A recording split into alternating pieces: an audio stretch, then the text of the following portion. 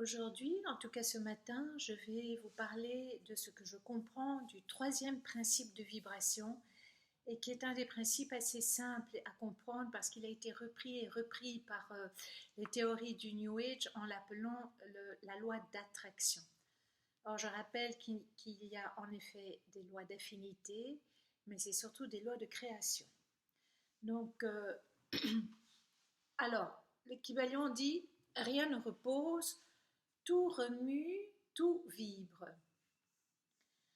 Alors, les différences qui existent entre les diverses manifestations du pouvoir créateur de l'esprit ne sont dues qu'aux différences de mode et de période de vibration.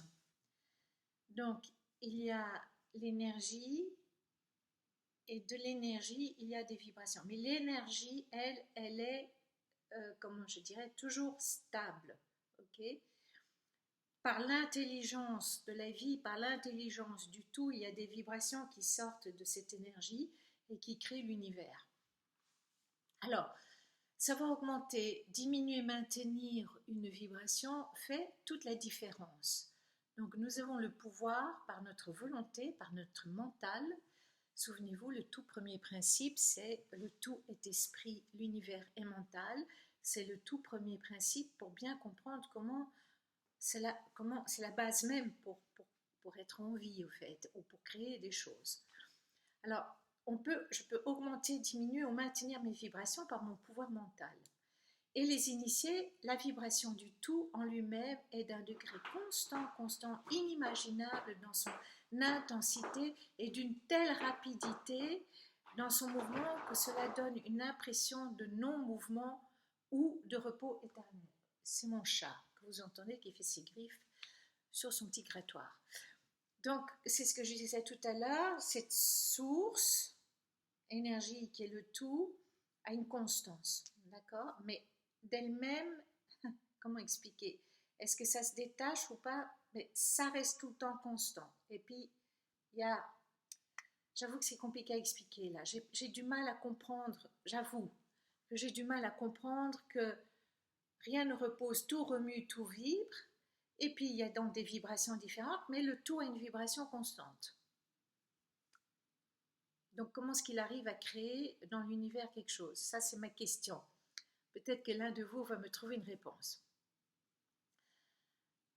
Alors, donc, rien n'est statique. Absolument, on le sait maintenant dans la science, que rien n'est statique, que tout bouge, même une brique, même une tasse, même la chaise où je suis assise n'est absolument pas statique.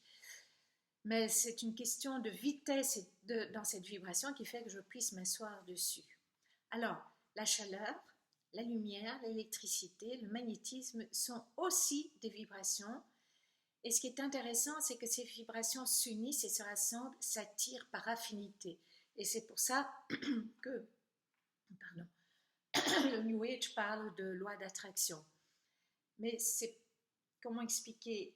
J'aime bien l'idée du puzzle, où il y a toutes les pièces sur la table, et c'est pas tellement que les pièces vont s'attirer, mais c'est qu'elles sont en affinité. Là, une certaine pièce a une certaine coupe dans laquelle l'autre pièce est bien coupée puisse entrer. C'est plus une affinité qu'une attraction. Alors, et bien sûr qu'il y a des affinités chimiques aussi, hein. N'oubliez pas, l'eau et l'huile, ça ne se mélange pas. Et on a beau essayer, ça ne se mélange pas. Mais le vinaigre et l'huile, ça se mélange très bien. Est-ce que l'huile peut changer ses vibrations et devenir autre chose ? Est-ce que le vinaigre peut changer ses vibrations et devenir autre chose ? Peut-être. C'était ce que Jésus a fait avec l'eau et le vin, n'est-ce pas ? On ne sait jamais.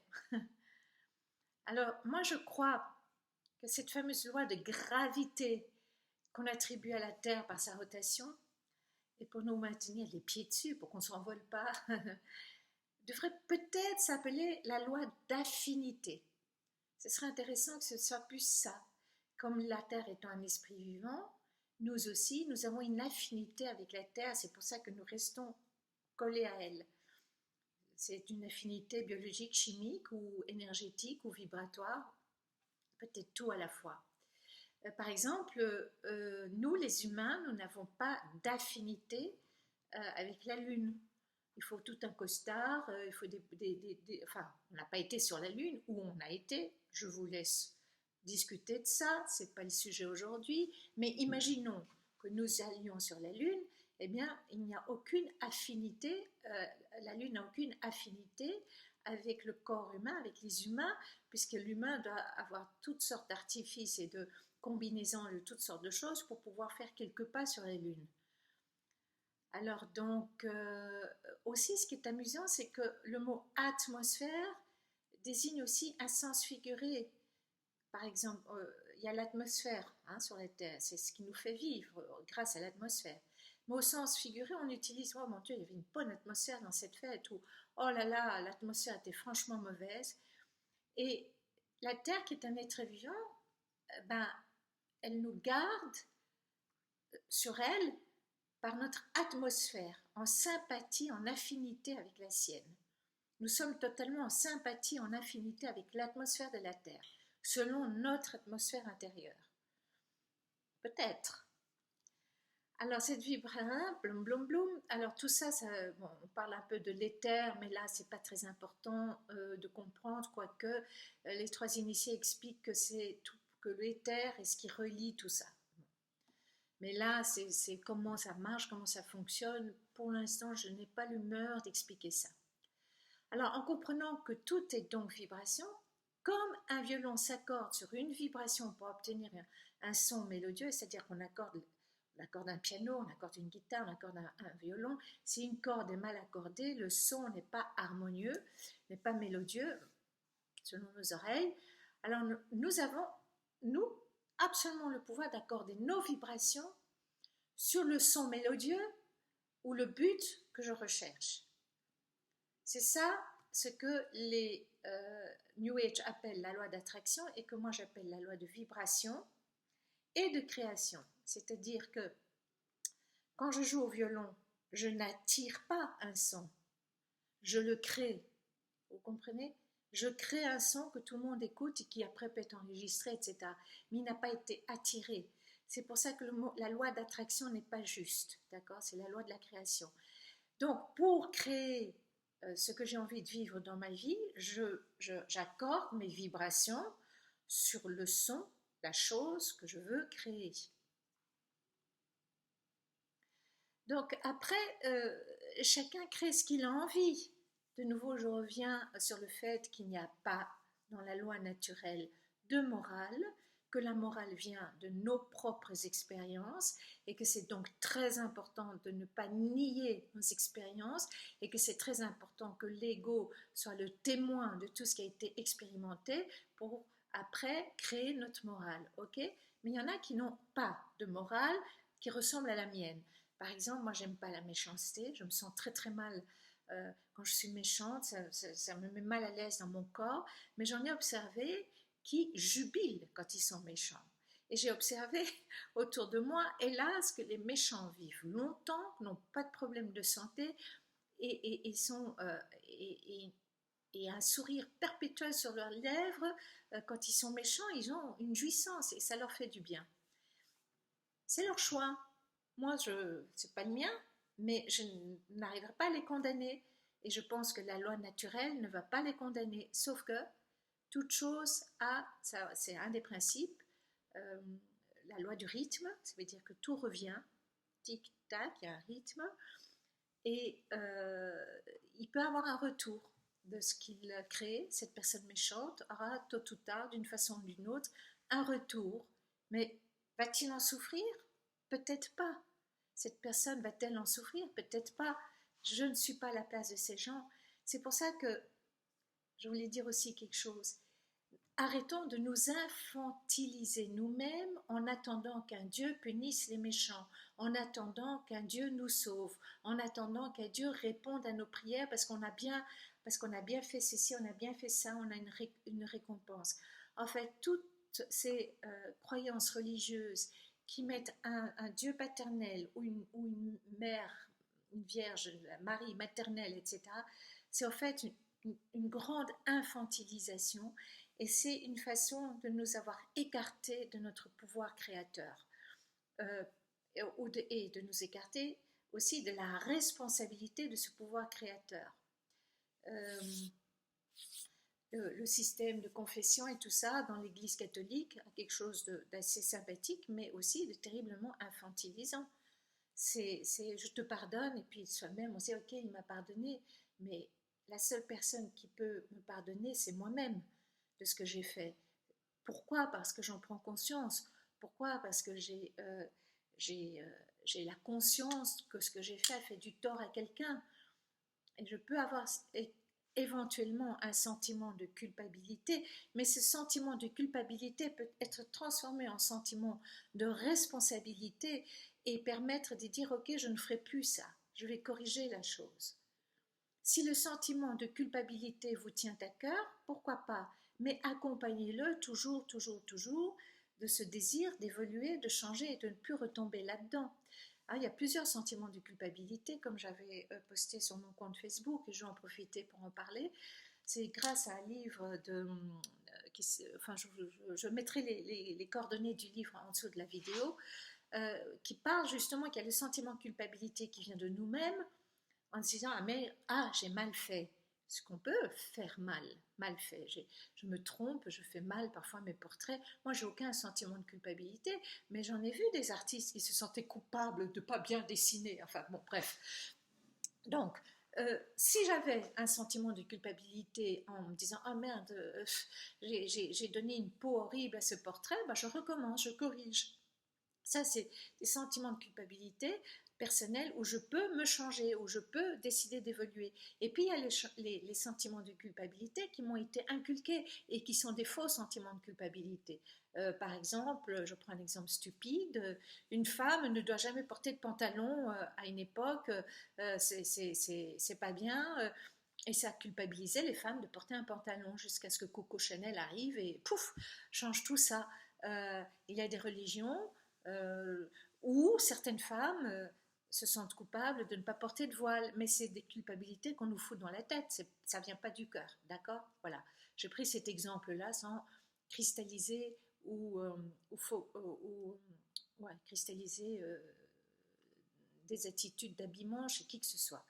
Donc, euh, donc, qu'est-ce qui est bien, qu'est-ce qui est pas bien? Par exemple, l'anglophone dit it's wrong. Mais oui, it's wrong for me. C'est mal pour moi, c'est pas bien pour moi. Mais, mais personne dans la loi naturelle va faire un jugement, une condamnation parce que je trouve que c'est pas bien.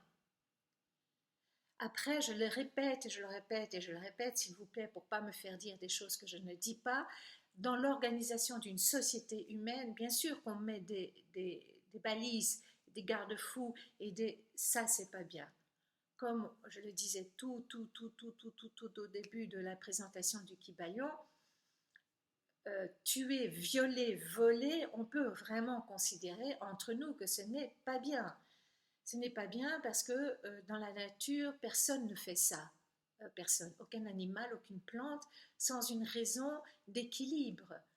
Mais l'être humain, malheureusement, a visiblement beaucoup de déséquilibre et il tue, on ne sait pas trop pourquoi, il viole, je ne comprends pas non plus, et il vole. Et Marc Passio résume tout à voler. Voler la vie, voler le consentement, voler. D'accord? Donc on est d'accord qu'on peut prendre ces trois principes pour diriger une société humaine et lui dire on ne fait pas ça, sinon on ne s'en sort pas. Mais en plus, ce qui est intéressant, c'est que ça joue, il y a un balancier. Quand je tue, beaucoup, souvent, tout mon corps physique change. Toutes mes expressions changent. J'ai découvert une photo d'un soldat qui partait à la guerre de 40-45. Il était parti en 43, puis après la guerre, son visage est totalement autre chose. Tuer n'est pas sans conséquence, même si on y trouve un plaisir de façon sadique. Enfin, j'ai dit on, là je préfère dire certains trouvent un plaisir sadique là-dedans, pervers, etc. Mais ça les touche, y a pas, ça leur fait du tort aussi. C'est pour ça que la loi naturelle est, elle est parfaite, parce que tout est toujours équilibré. Alors, est-ce que c'est parfait que l'autre sorte en pleine figure ce qu'il a fait? C'est pas que c'est parfait, c'est comme ça que ça fonctionne.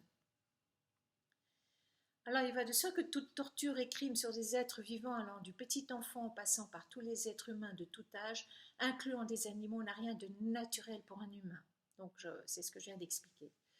Moi je trouve passionnant de comprendre que selon l'intensité des vibrations, la tonalité du son change, entraînant aussi des changements de couleur. Donc on a observé ça scientifiquement. C'est que, je ne sais pas comment ils ont fait, mais le résultat est comme ça, et c'est ça que je vais vous expliquer, c'est qu'ils ont changé des tonalités de son et les couleurs changent. Donc, les couleurs, ben, c'est ce qu'on voit. Donc, selon la vibration que j'ai à tuer, je tue pas, mais j'aime bien parler aux jeux parfois. La vibration que j'ai à tuer une mouche, un insecte, ou à ne pas tuer et à sauver justement une pauvre petite abeille qui se noie, j'ai toute ma couleur qui change, tout mon physique qui change. Je me sculpte par mes vibrations et par mes intentions derrière les vibrations. Parce que les vibrations dites basses, en fait, il y a des vibrations qui correspondent à des sentiments qui sont lourds, qui ne sont pas enthousiasmants, qui ne sont pas créateurs, qui sont à des sentiments pleins d'énergie mortifère et morbide. Ben ça se voit, voilà. C'est ça que ça explique, cette énergie du son. Alors, donc, avec ces vibrations, une couleur rouge devient une couleur de plus en plus claire, fine, transparente, au fur et à mesure que la tonalité, la vibration monte dans les aigus. En fait, c'est de la pure alchimie. Nos vibrations sont de la pure alchimie. Mais c'est fou, hein? C'est pas juste éthéré. Et non, ça agit complètement dans la matière, dans notre physique, sur le voisinage, sur toute chose. C'est pour cela que changer nos vibrations internes, c'est aussi de la pure alchimie pouvant totalement nous transformer et transformer nos vies. Je pense ailleurs que c'est cela qui change lorsque nos corps meurent, c'est ce que je disais, je crois, dans une des vidéos hier. Nous avons une autre vibration, nous rendant invisibles aux incarnés, mais nous sommes toujours vivants pourtant. Voilà. Alors, le Kybalion conclut, et je conclus avec ça aussi, celui qui comprend le principe de vibration a saisi le sceptre du pouvoir. Et voilà, combien j'ai pris? 17 minutes, c'est toujours un peu long, mais à la longue, je finirai bien par me perfectionner. À la prochaine fois, je vous embrasse tous de tout cœur si je vous connais.